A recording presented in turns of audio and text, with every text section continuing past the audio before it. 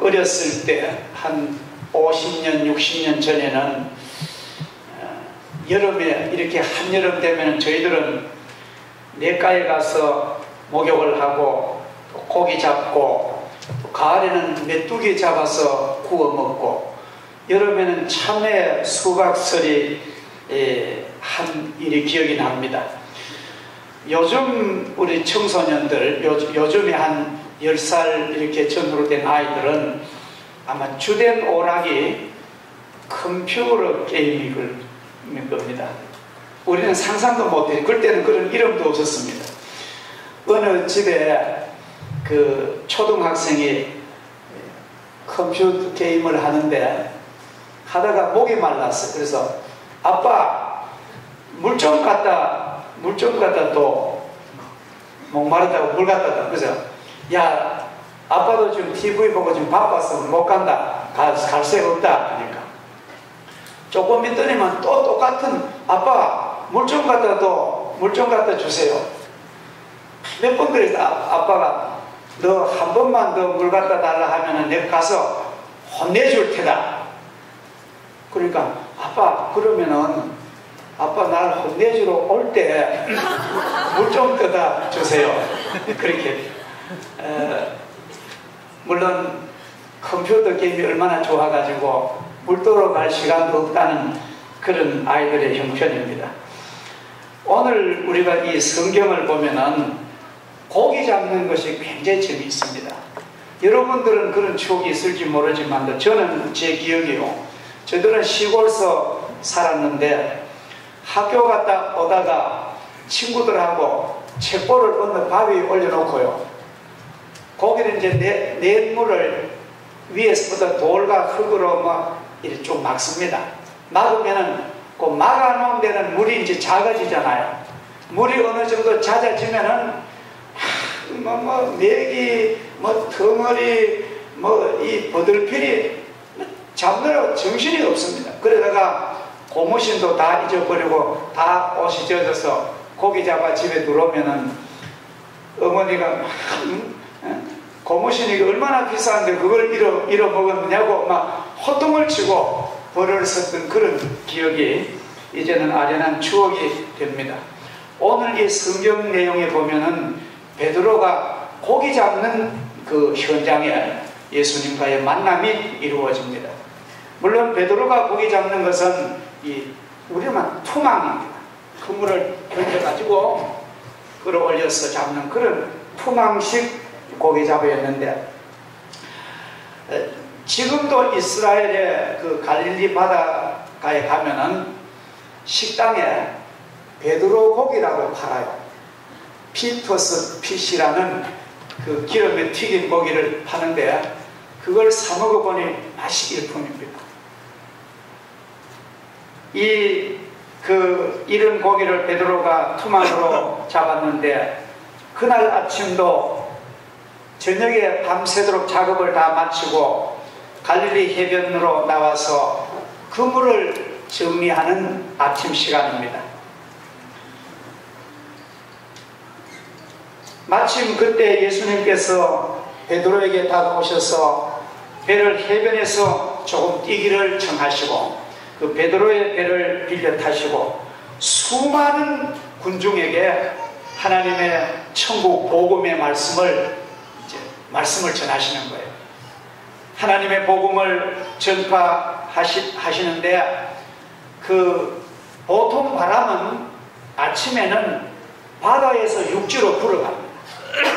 그래서 예수님은 그 바람 부는 것을 등지시고 많은 군중은 해변에 모여 앉았고 예수님은 배를 타고 앉으셔서 말씀을 전하시는데 그 당시는 마이크 시설이 없잖아요. 그런데도 예수님은 자연의 그 바람 위의 풍향을 이용해서 많은 사람에게 예수님의 전하시는 그 설교 말씀은 똑똑하게 들릴 수 있도록 그렇게 말씀을 전하셨습니다.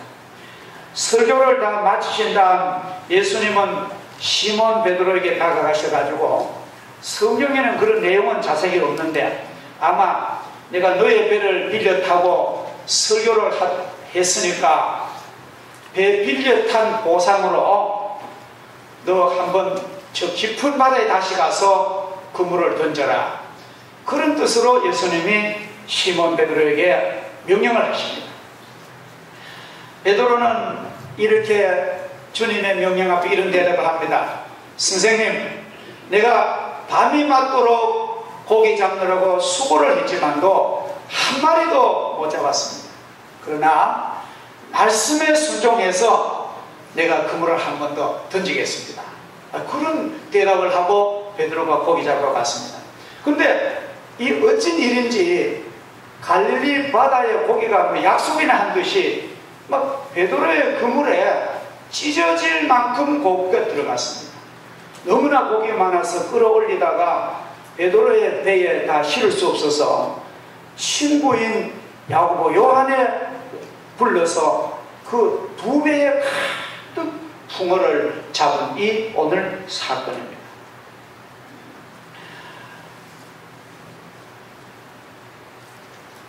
근데 베드로는 그 엄청난 어부 생활에 처음 보는 그런 기적 같은 경험을 맛보고 바닷가에 나와서 예수님 앞에 무릎을 탁 꿇고 절을 하면서 예수님, 나 같은 죄인은 이런 기적을 받을 자격이 없습니다. 주님, 나를 떠나십시오. 이렇게 고백을 하는데 예수님은 베드로에게 베드로야, 내가 지금까지는 고기를 잡았지만 이제부터는 사람의 영혼을 구원하는 영적 어부가 되라. 이 사건 때부터 예수님의 제자가 되는 놀라운 일이 있습니다. 이 베드로는요, 우리 기독교 예수님의 후계자고 우리 2000년 기도 역사에 보면 지금도 우리 가톨릭에서는 뿌리는 물을 갖지 않습니까? 1517년에 가톨릭과 개신교가 이렇게 집안이 갈렸습니다만도 지금도 가톨릭에서는 베드로를 신처럼 섬깁니다. 일대 교황. 이게 뭐냐 하면 그만큼 베드로가 주님의 대리자로 위대한 사람을 쌓기, 이것이 바로 부름받은 이 참 첫 출발입니다. 우리는 여기에서 깊은 데라는 이 메타포를 우리가 눈여겨볼 필요 있습니다. 상징적인 용어입니다만도 이 의미가 굉장히 깊기 때문에 오늘 본문의 저자는 깊은 데로 가서라는 여기 아주 중요한 용어를 쓰고 있습니다. 헬라 말로 바토스라는 단어인데 그래서 깊은 곳, 수심이 깊은 곳을 가리키는 그런 뜻이며, 베드로는 이 말을 듣고 간접적으로는 의의를 제기합니다. 말로는 안 했지만도 베드로의 그 의식 속에는 이런 뜻이 있습니다. 주님, 그곳은 밤새껏 그물을 내려 고기 잡았는데 내가 실패한 곳입니다. 그 깊은 곳이. 주님, 내가 지난밤에 그곳에 가서 그물 던졌지만도 실패의 쓴 잔을 마시는 곳입니다. 그곳으로 다시 가서 그물을 내려고 하시니 주저주저 하는 마음 있었지만도 아마도 베드로는 참 믿음이 아주 순종심이 강한 사람을 보면 아주 순종심이 강한 사람이 있습니다. 저 같은 사람 같았더라면 이랬을 거예요. 아이고, 예수님은 멍에와 문과 집지는 목수 출신이시오. 저는 갈릴리 바다의 전문 어부 베드로인데 가봐야 안 됩니다. 가봐야 고기 못 잡습니다. 저 같으면은 순종심이 약해서 그런 반론을 제기했을 법도 한데, 베드로는 그런 마음이 있었지만 이렇게 합니다. 선생님, 밤이 맞도록 수고를 했을 때 얻은 것이 없지만은, 그 말 속에는 그런 내용이 포함된 거예요. 내가 주님의 명령이니까 내가 가겠습니다.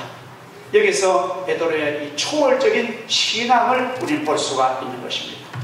예수님의 명령 시기적으로도 불합리합니다.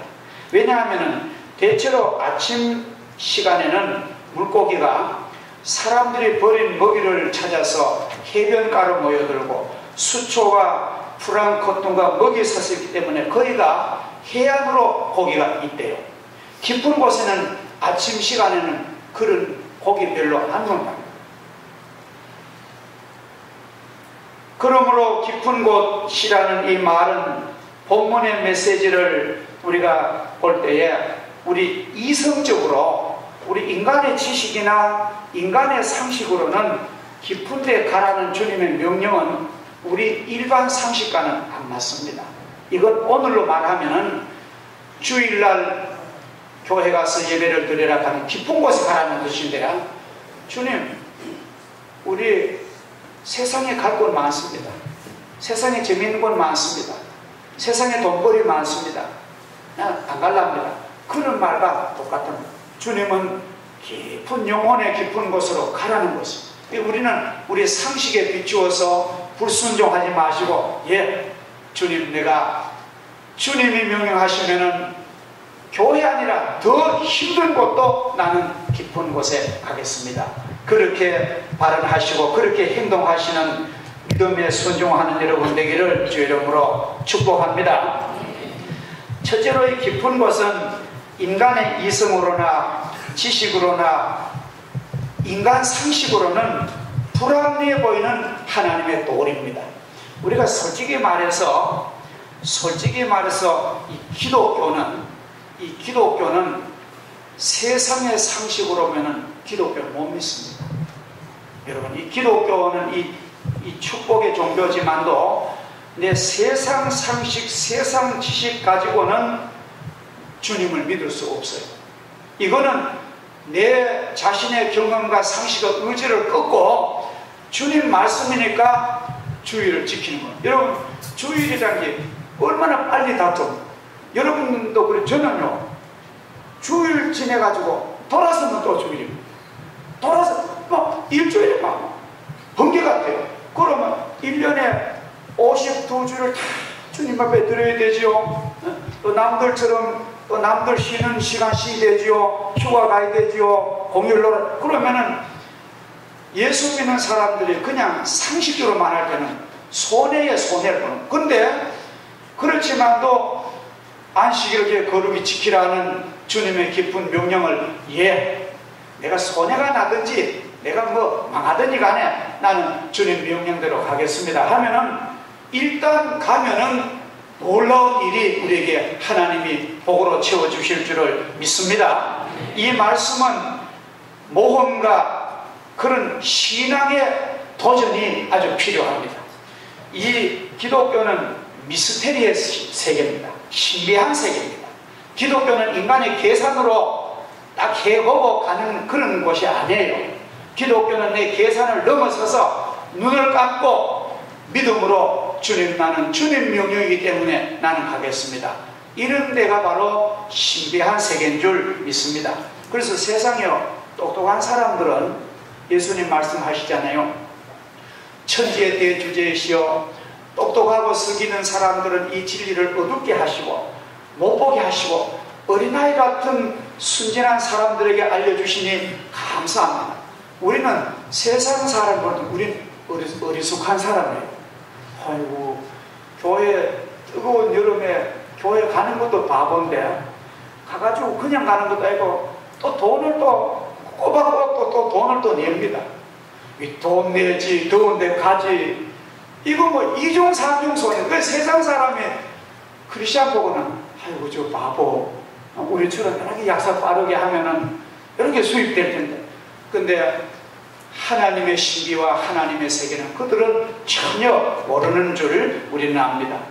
그래서 우리가 하나님의 이 세계 은혜를 받자면은 내가 전혀 가보지 못한 내 그 세계, 내가 경험하지 못한 영적 세계, 신비한 세계를 말씀에 순종해서 내가 행동하다 보면은 하나님에게 놀라운 은혜를 베풀어 주실 줄을 믿습니다. 우리가 창세기, 여러분 집에 가셔서 창세기 12장을 한번 정독을 해보세요. 창세기 12장 보면은 하나님이 아브람이라는 남자에게 이렇게 말씀하세요. 아브람아, 너는 너 본토 친척 아비집을 떠나서 내가 지시하는 땅으로 가라. 아브라함은 지금의 저 유브라테스 티그리스강, 옛날에 그 페르시아 제국의 아주 페르시아만에 흘러오는 지금 이란, 이라크를 흐르는 지금도 그 강이 있습니다.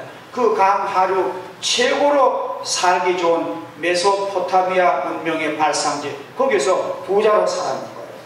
먹는 것도 많고 입는 것도 잘 입고 대대로 잘 살았는데, 하나님께서 아브라함을 그 죄악의 그 우상에 거기에 있으면 멸망한다고 아브라함 불러서 복된 땅 지시하시는 저민이랍니다. 아브라함아, 너는 그 고향 땅을 떠나서 내가 너에게 지시할 땅으로 가라. 어디라고 뭐 번지도 뭐 위치도 얘기 없습니다. 그냥 무조건 내가 지시한 대로 가라. 히브리서 11장 읽어보면은 아브라함이 갈 바도 알지 못하고 떠났다. 이건 인간 이성이나 상식을 초월한 믿음입니다. 아브라함은 하나님께서 나에게 이 장망성, 장차 망할 이 곳을 떠나서 약속의 땅으로 가라 하시니 나는 가겠습니다. 그렇게 믿음으로 가서 그는 큰 믿음의 조상이 된 줄 믿습니다. 믿음이라면 이런 것입니다. 에스더라는 아주 참 현숙한 여성은 원래는 부모 없이 자라나서 사촌 오빠 밑에 자라는 고아입니다. 근데 너무너무 예쁘고 또 하나님의 복을 받아서 페르시아 제국의, 고대 페르시아 제국의 아하수에로 왕의 부인이 됩니다. 왕비가 됩니다. 물론 하나님의 예정입니다만.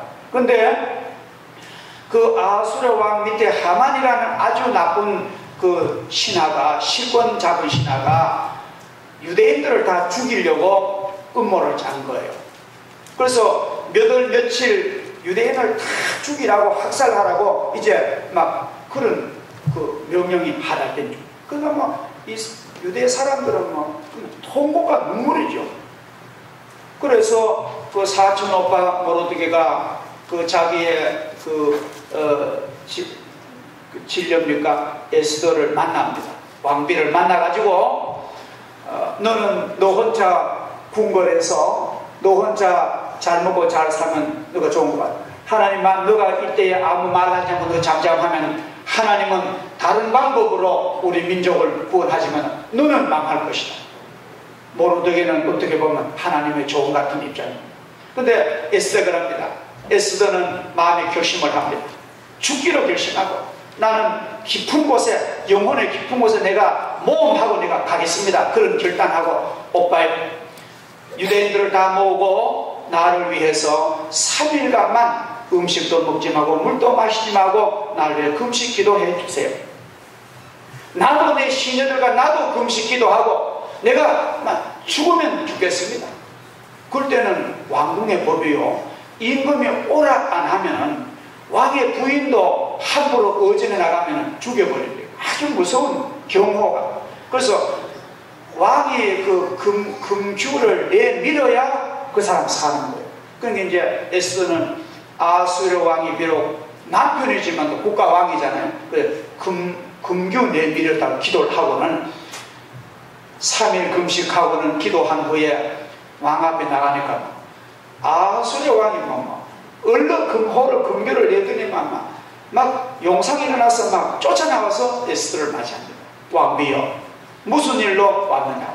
그래서 에스더 자기 억울한 민족이 이길 다 하고 역전되어 가지고 하만은 자기가 모르드게 죽이라는 장때 자기가 달려 죽고 이스라엘이 자유를 얻은 그런 삶. 그래서 바로 에스더가 주님, 나는 남이 못 가는 깊은 곳에 내가 가겠습니다.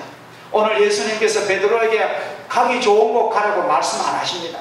깊은 곳, 위험한 곳, 하기 싫은 그곳으로 너 한번 가보라.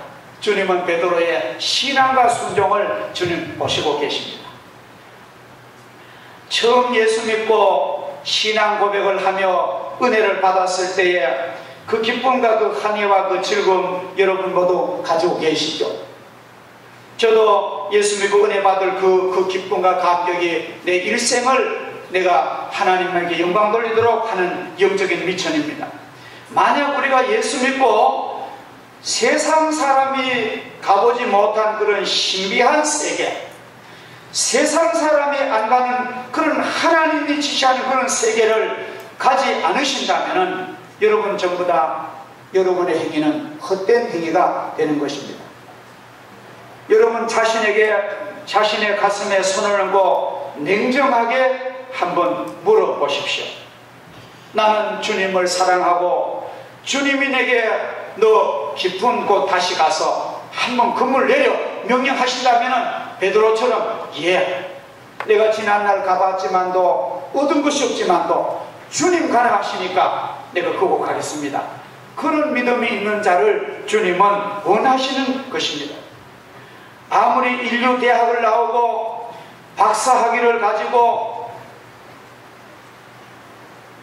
자기 재산의 돈이 은행에 수십억 혹은 수백억 예치해 부었다 할지라도 우리가 내 일생 살면서 구원의 도인 예수 그리스도를 만나지 못하고 믿음의 세계를 경험하지 못하고 확신이 없다면 그 사람은 초등학교 문턱에도 가보지 못하고 하루 종일 재래시장 어느 모퉁이에서 호파를 펴놓고 장사하는 우리 어머니만도 못한 불쌍한 인생입니다. 왜 그렇습니까? 저의 어머니는 초등학교도 가보지 못했지만도 그 기쁨과 그 신령한 도리를 영적으로 깨달았던 것입니다. 우리가요, 예수 믿고 은혜를 받고 우리는 세상 학문도 세상 돈도 벌어야 됩니다. 그건 다 신앙생활 잘하기 위한 하나의 수단과 도구가 됩니다. 그러나 영생과 구원을 모르고 새카만 죄 가운데 무거운 짐을 지고 죄 가운데 살면서 아무리 공부한들 아무리 돈이 많은들 그 무슨 소용이 있습니까?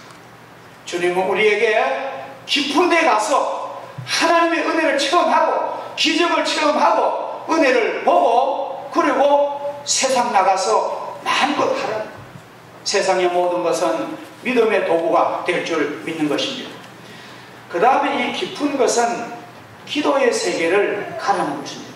오늘 예수님께서 베드로에게 너 깊은 데 가서 그물 내려 이 말씀 오늘 우리에게는 너 깊은 기도의 자리를 너는 지켜라. 그런 명령이 있어요. 우리는 다 베드로입니다. 영적으로 말하면 우리는 다 베드로래요. 우리는 부족한 베드로지만 주님 오늘 인생의 바닷가에 오셔서 내게 너 기도의 깊은 자리 좀 떠나지 말아라. 좀 기도해라. 덥든지 힘들든지 깊은 데 가서 기도하라. 오늘 주님이 그렇게 여러분과 저에게 명령하신 줄 믿습니다. 너는 내게 부르짖으라. 내가 내게 응답하겠고 너가 알지 못하는 신비한 일을 내가 보이리라. 할렐루야. 우리는 인간의 계산으로만 그 세계만 보면 안 됩니다. 하나님 우리에게 놀라운 새로운 세계, 치료의 세계, 은혜의 세계를 주님은 준비하고 계십니다. 이스라엘 나온 세계적인 물리학자 아인슈타인 박사는 그는 상대성 물리를 발견한 물리학자고 그는 핵폭탄을 개발한 사람이고 2차 세계대전을 승리로 이끈 원인 제공자입니다. 신앙의 과학자입니다. 그 아인슈타인이 이런 말을 했습니다. 세상에는 두 가지 인생 타입이 있다. 하나는 기적이 없다는 그렇게 사는 사람들이 있다. 기적이 어디 있어요? 기적은 없어. 기적은 없다고 하는 그런 사람이 있고 하나는 존재하는 모든 것이 기적입니다. 그렇게 믿는 사람이 있다는 거예요. 실제로 우리가 가만히 생각해보면은 우리가 살아온 지난날 생각하면 전부 기적입니다. 우리가 오늘 여러분과 제가 이 자리에서 이렇게 건강하게 기쁨으로 예배드리는 것도요, 이 기적 중에 기적이에요. 하나님의 은혜 아닌 분이 벌써 다 죽었습니다. 우리가 모든 게 기적입니다. 그러나 하나님은 그런 기적도 그렇지만도 더 신비한 것을 지금 준비해 놓고 기다리고 계시는 줄 믿습니다. 제가 제 경험을 짤막한 얘기하겠어요. 1994년도인데 그때는 저희 집이 방이 4개가 있어야 됐어요. 지금은 뭐 방 하나만 족합니다. 그때는 꼭 4개, 왜냐면 노모님 방 하나 들어야 되죠. 어머님하고 같이는 잠을 잘 못 잡니다. 우리는 잠들어가면 있나가지고 그걸 부시던 어머니 방 하나 줘야 되죠. 또 대학교 다니는 딸 방 하나 줘야 되죠. 고등학교 다니는 아들 방 줘야 되죠. 그 이제 초등학생 딸은 뭐 언니하고 자면 안 돼. 그리고 우리 둘 내외 방. 그래서 어머니 방 하나, 아들 하나. 아들이 이제 뭐 여드름이 막 나고 막 근육이 있고 하니까 어떻게 누나하고 동생 못 재우잖아요. 그렇죠? 뭐 초등학교 때는 한 방에 자랐겠죠. 그렇지. 딸 대학생 초등학교 딸 주지. 우리 내외.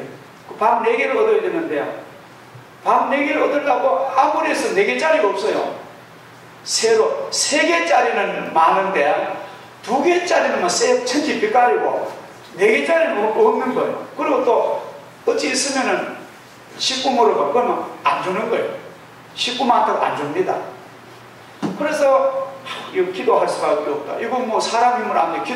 그래서 기도를 한 달 하나님 우리가 목회하기 적절한 새 방 달라고 기도를 하는데 어디 저쪽 편에 어디 가니까 2층이요. 큰 2층이 하나 비있는 거예요. 얼씨구 좋다 싶어서 그럼 계약을 하고 얼마나 집이 더러운지 한 6개월 비었던 집인데 그때 연탄 재료 그냥 두고 막 우리 교회 권사님 집사님들이 가서 아주 일그 쓰레기를 치우는데 거짓말 한다 못해 그 1.5톤 트럭으로 하나 실어냈어요. 쓰레기 비용을 15만 원을 줬습니다.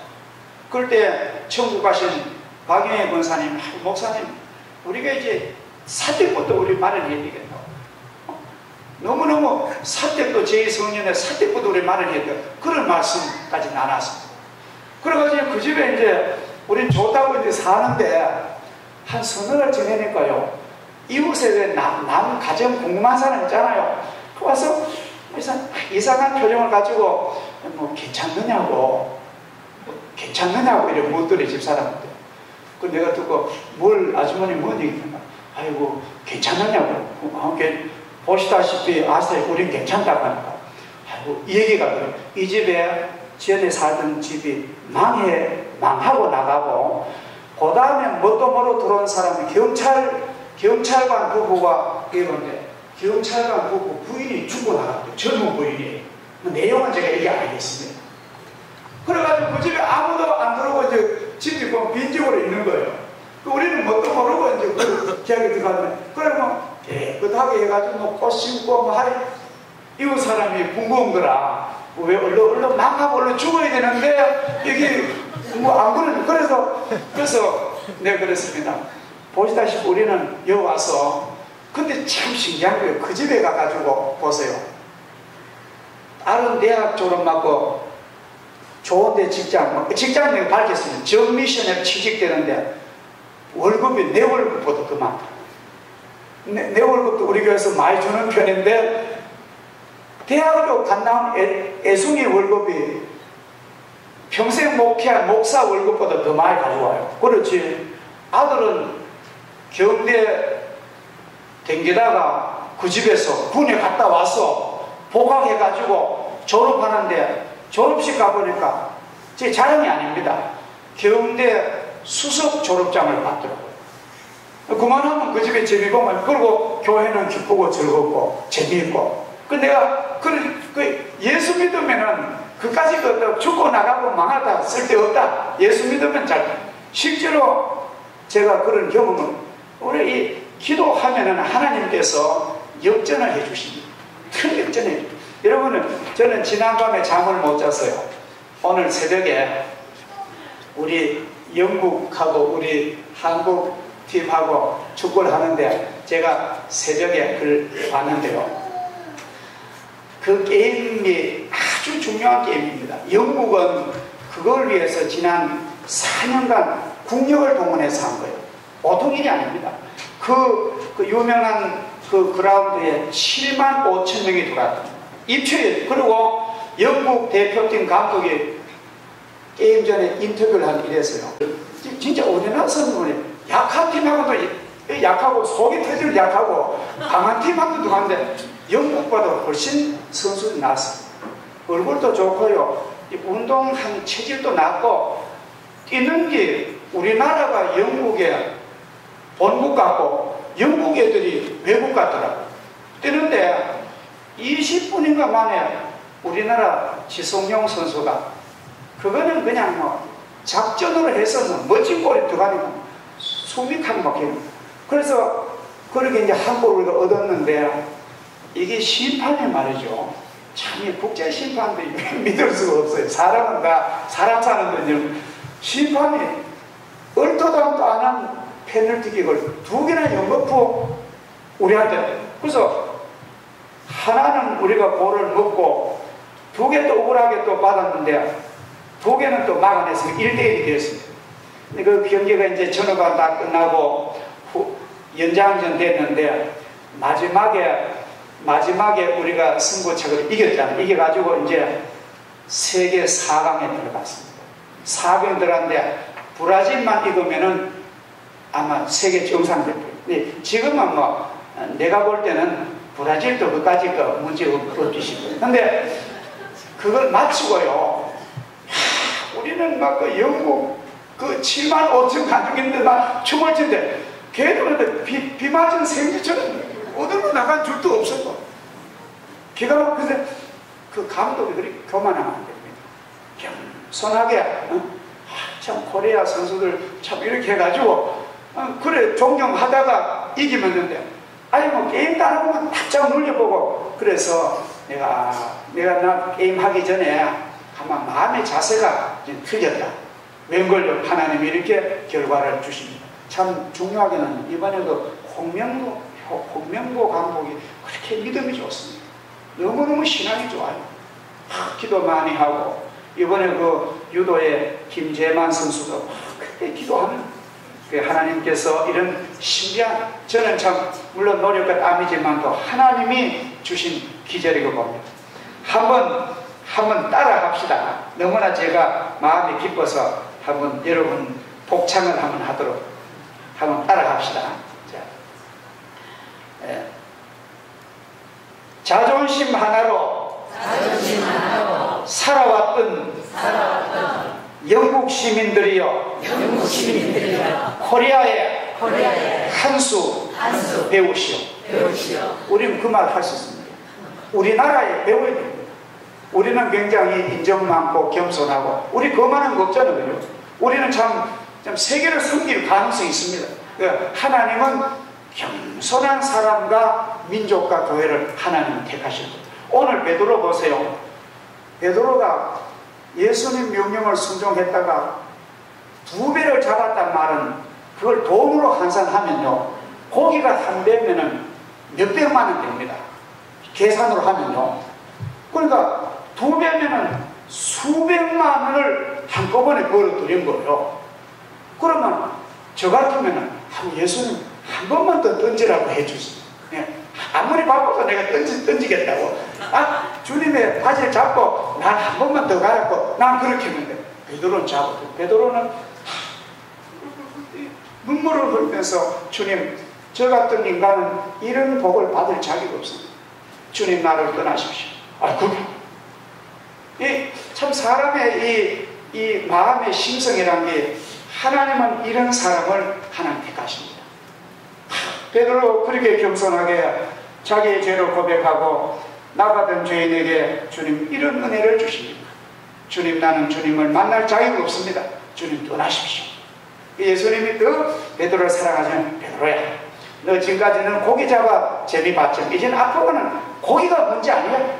사람의 영혼을 얻고 사람을 얻고 사람을 구원하는 그런 내 제자가 되라. 할렐루야. 우리는 오늘 이 말씀의 내용을 정리합니다. 우리는 이성과 상식을 그 세계 안에서만 살아서는 주님의 세계를 모릅니다. 주님 나는 내 상식과 내 지식과 이성을 뛰어넘어서 주님 명령하신다면 그 세계까지 내가 가겠습니다. 오늘 우리는 그 세계가 어떤지 모릅니다. 그러나 주님은 내게 예정이 계셔서 가라 하시면 내가 가기만 하면은 나는 신비한 은혜를 볼 줄 믿습니다. 가정이 변합니다. 가족들이 구원받습니다. 기적이 일어납니다. 하나님이 도우세요. 이 틀림없습니다. 그리고 두 번째로는 주님 내가 내 힘으로 다 하지 말고 기도로서 내 모든 염려를 다 맡길 수 있도록 기도의 깊은 곳에 가게 해 주옵소서. 우리가요, 주님이 가는 것은 내가 가야 됩니다. 주님은 가는 것까지 책임 안 집니다. 내가 주의 법을 지키는 건 내가 해야 되고, 그 다음에는 주님이 하시기를. 주님, 내가 내 상식, 내 모든 염려 다 내가 짊어지지 말고 주님께 맡기고 기도의 깊은 곳에 내가 가게 해 주옵소서. 능력달 기도하시고 마지막으로는 주님, 내가 겸손하게 도와주옵소서. 내가 겸손하게 겸손한 자를 주님은 오늘도 쓰실 줄을 믿습니다. 기도하겠습니다. 하나님 아버지, 감사합니다. 오늘 갈릴리 바다에서 기적의 은혜를 처음 했던 베드로가 배와 모든 것 다 버려두고 주님을 따르는 제자 되는 놀라운 현장을 저희들이 보게 하시니 감사합니다. 그야말로 기적의 그 바닷가를 우린 보았습니다.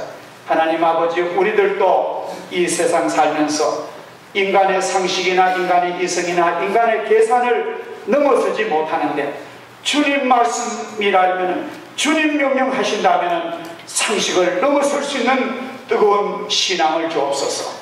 하나님 아버지, 우리가 주님의 명령하신다면 아무리 덥고 힘들어도 기도의 깊은 곳을 두드리는 저희들 되게 해주시고, 겸손하게 주 앞에 나와서 주님 뜻대로 살아갈 때에 주님께 저희들에게 놀라운 기적 은혜를 부어주실 줄 믿습니다.